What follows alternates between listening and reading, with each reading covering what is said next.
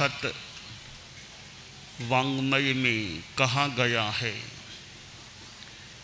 भोगा मिष दोष विसन्ने हिय निश्चेयस बुद्धि वच्चत्थे बालेय मंदिए मूढ़े बज्झई मच्छियाव खेलम।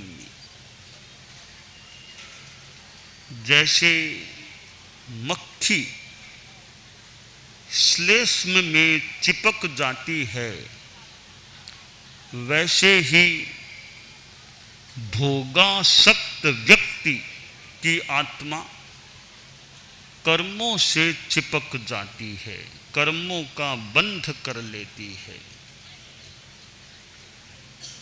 3 शब्द हैं, योग, रोग और भोग। योग दिवस अभी आया था 21 जून को, अंतर्राष्ट्रीय या विश्व योग दिवस। वह एक आसन प्राणायाम जिस परिप्रेक्ष्य में भी है, परंतु योग बहुत बड़ी चीज है, बहुत व्यापक चीज है। सारी अध्यात्म की साधना, धर्म की साधना योग होती है। ध्यान भी योग है, प्रत्याहार या प्रतिसंलीनता की साधना भी योग है, आसन प्राणायाम भी योग है, धारणा भी योग है, समाधि भी योग है, यम नियम भी योग हैं। ये अष्टांग योग है, जिसका आचार्य हेमचंद्र ने भी संक्षेप में अभिधान चिंतामणि नाममाला ग्रंथ में वर्णन किया है। आचार्य श्री महाप्रज्ञ जी प्रेक्षा ध्यान की बात बताते, यानी प्रेक्षा ध्यान के प्रयोग भी कराते, शिविर भी लेते थे। तो ये मेडिटेशन ध्यान भी एक योग साधना का अंग है।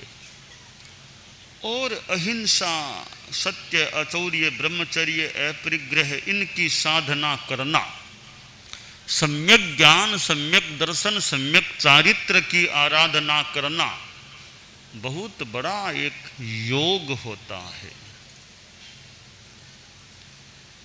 स्वाध्याय भी योग है, स्वाध्याय योग, ध्यान योग, ध्रुव योग, कई प्रकार के योग हैं। संक्षेप में कहा गया मोक्षोपायो योगो, ज्ञान श्रद्धान चरणात्मक है। मोक्ष का जो उपाय है, साधन है, ज्ञान दर्शन चारित्रात्मक, वह सारा योग है। तो मानव जीवन हमें प्राप्त है, इसमें योग साधना, अध्यात्म की साधना करना बहुत आवश्यक या बहुत लाभदायी है। और योनियों में भी जितना हो सके योग साधना का क्रम चलाया जा सकता है। पशुओं की योनि है, तिर्यंच पशु भी कई योग साधना, धर्म की साधना करने वाले मिल सकते हैं, जिनमें श्रावकत्व होता है, पंचम गुणस्थान होता है। ऐसे तिर्यंच पशु भी मिल सकते हैं। उधर देव योनि में जो देव हैं, उनमें भी अपनी सीमा में धर्म की साधना, सम्यक दर्शन वह हो सकता है। परंतु मनुष्य जन्म में जो योग साधना की जा सकती है, जो उत्कृष्ट आराधना धर्म की जा सकती है, वह अन्य योनियों में शक्य नहीं है। इसलिए मानव को, यानी इस मनुष्य जन्म में आदमी को धर्म की साधना करने का प्रयास करना चाहिए। अभी तो यह मनुष्य जन्म उपलब्ध है, बाद में कब क्या मिलेगा एक अलग विषय है। अभी तो उपलब्ध है, तो उपलब्ध का उपयोग हमें अच्छा करने का प्रयास करना चाहिए। तो योग, उधर भोग, जितना आदमी शब्द रूप गंध रस स्पर्श इनमें आसक्त होता है, इनमें अंतर मन से राग भाव से लिप्त होता है, वह भोग है, भोगी आदमी है। शास्त्र में कहा गया, भोगी भमई संसारे अभोगी विप्प मुच्चई, कि उबले वो होई भोगेशु। यह जो भोग युक्त चेतना भोगी आदमी है वो लिप्त होता है तो कर्मों का बंधन कर लेता है, संसार में भ्रमण करता है। और योगी होता है, अभोगी कह दो और योगी कह दो, दोनों मोटा मोटी एक है, भोगी और अभोगी और योगी। तो अब योगी आदमी संसार से जन्म मरण की परंपरा से विप्र मुक्त हो जाता है।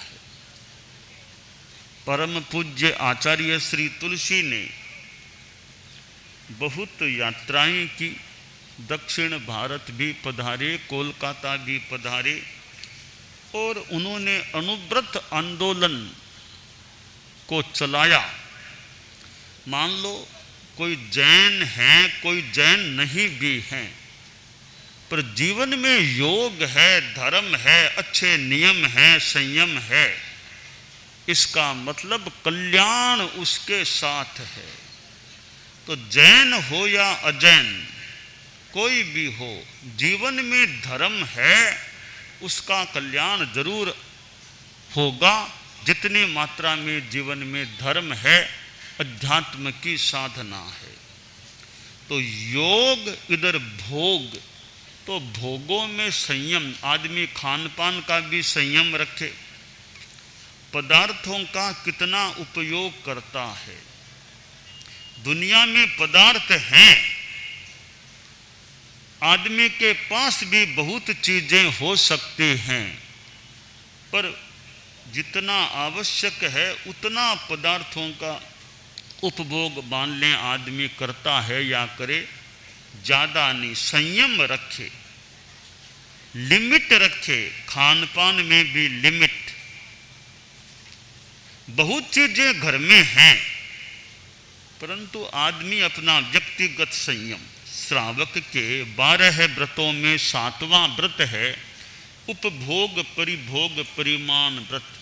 भोगोपभोग परिमाण, पदार्थ बहुत हैं घर में, परंतु मैं अपना संयम रखूं, लिमिट रखूं, यह आदमी का चिंतन होना चाहिए। 5वां व्रत है श्रावक के 12 व्रतों में इच्छा परिमाण, कि मैं अपनी इच्छाओं का भी परिसीमन रखूं, परिग्रह की भी सीमा रखूं।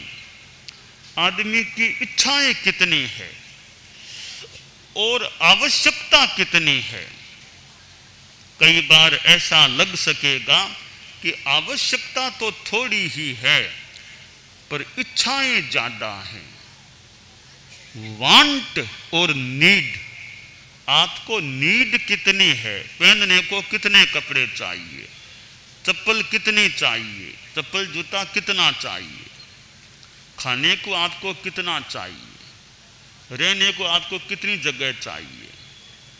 तो रहने को अच्छी तरह रहा जा सके वैसा मकान प्राप्त है, अच्छी तरह पेट भर सके उतना खाना मिल रहा है, कपड़े लते सब मिल रहे हैं। तो आवश्यकताओं की पूर्ति हो रही है, तो वह नीड है, उसकी पूर्ति मान ले। अब वांट कितनी और चाहिए, वो चाहिए, वो चाहिए, तो वांट को तो बढ़ाते जाओ, बढ़ाते जाओ, इच्छाएं बढ़ाते बढ़ाते खूब बढ़ सकती है। तो वांट और नीड में संतुलन है या नहीं, आवश्यकता कितनी, इच्छाएं कितनी हैं। योग साधना में आदमी को वांट पर, इच्छा पर भी कंट्रोल, ब्रेक लगाना चाहिए। आदमी इच्छाएं पाल लेता है और भौतिक इच्छाएं, फिर सारी इच्छाएं मान लो पूर्ति हो नहीं तो फिर दुख होता है, रे वो मुझे नहीं मिला, वो नहीं मिला। फिर कई बार गुस्सा भी आ जाएगी, मुझे नहीं दिया, मुझे नहीं मिला। इच्छाएं सीमित है तो वे दुख भी ज्यादा नहीं होगा। कामे कमा ही कमयंकु दुखम, कामों का अतिक्रमण करो, दुख भी अतिक्रांत हो जाएगा। हम इच्छाओं का लिमिटेशन, परिसीमन रखें तो दुखों का भी परिसीमन हो सकेगा। दुख और इच्छा, इच्छा और दुख, इन दोनों का मानो कनेक्शन है। इच्छा कारण है, दुख कार्य है। कारण को समाप्त कर दें, कारण को कम कर दें तो कार्य भी कम हो सकता है। तो योग इधर पदार्थों का भोग, तो भोग की सीमा। रोग शरीर में, मन में कई बार बीमारियां भी हो सकती हैं। भोगासक्त चित्त है, योग साधना नहीं है, तो अति भोग से रोग भी कहीं कोई पैदा हो सकते हैं। तो हम योग साधना करें, भोगों का संयम करें। रोग है, हालांकि कई बार रोग पुराने कोई असात वेदनीय के उदय से, योग से वो शरीर में बीमारियां पैदा हो सकती हैं। अब वो तो कर्मों का फल भोगना है, बंधे वे कर्म हैं वो भोगने पड़ेंगे।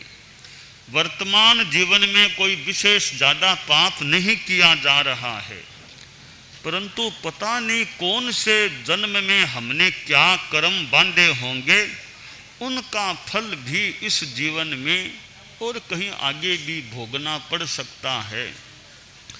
तो किए हुए कर्मों से छुटकारा नहीं मिलता।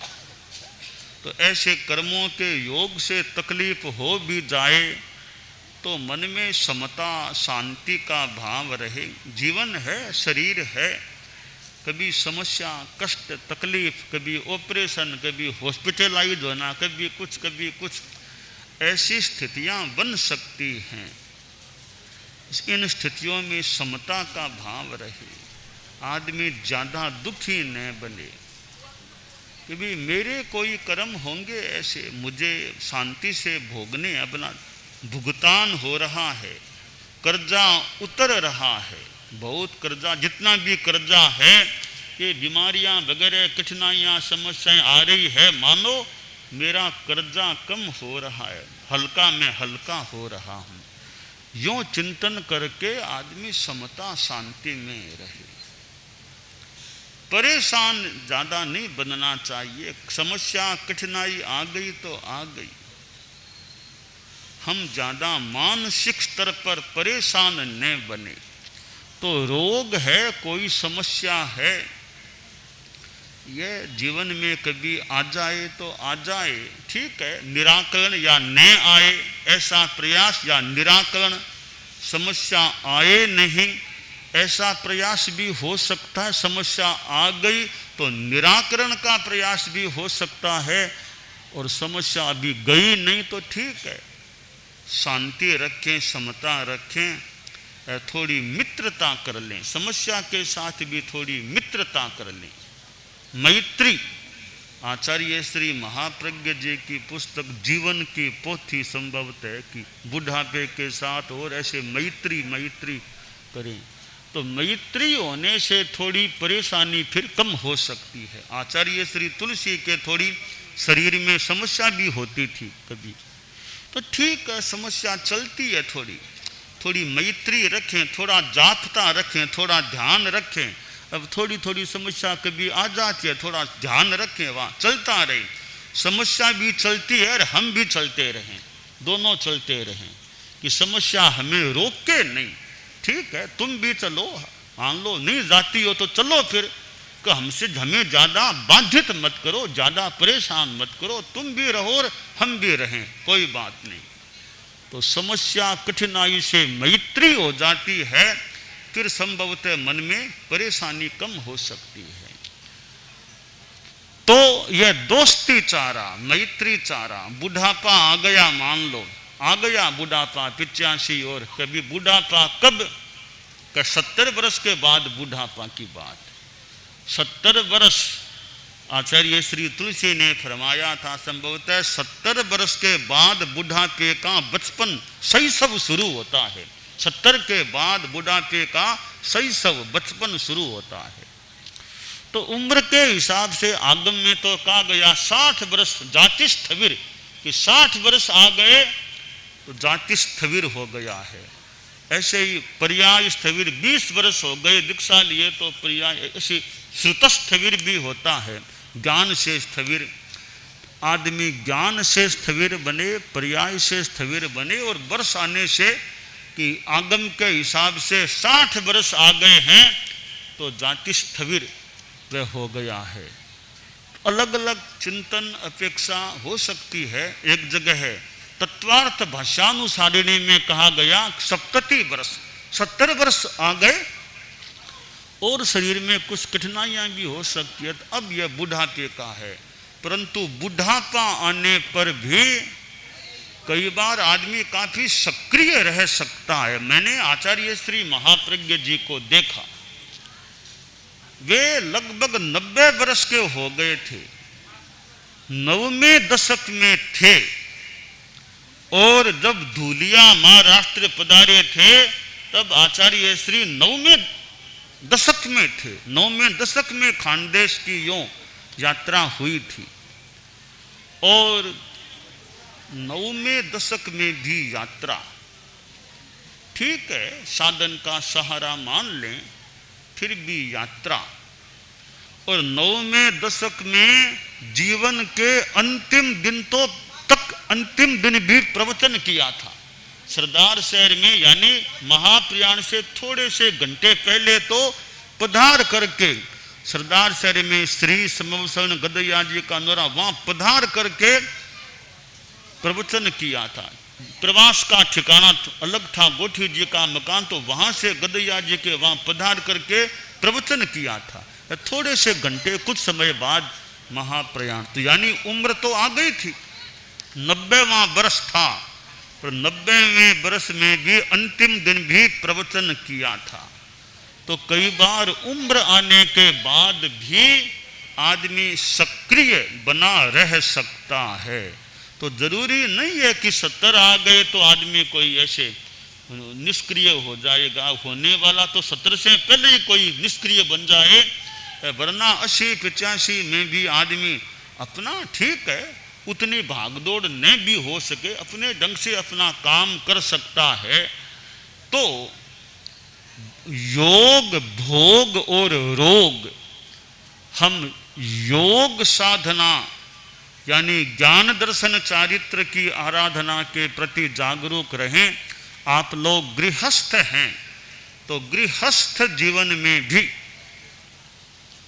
जितनी धर्म की साधना, अध्यात्म की आराधना हो सके वह करने का प्रयास करना चाहिए, और अपने चित्त में समाधि रहे, धर्म की साधना चलती रहे, दूसरों की भी जितनी आध्यात्मिक धार्मिक सेवा कर सकें वो करने का प्रयास रखें, और इस मानव जीवन को हमें सार्थक, सफल, धर्म की दृष्टि से सुफल बनाने का प्रयास करना चाहिए।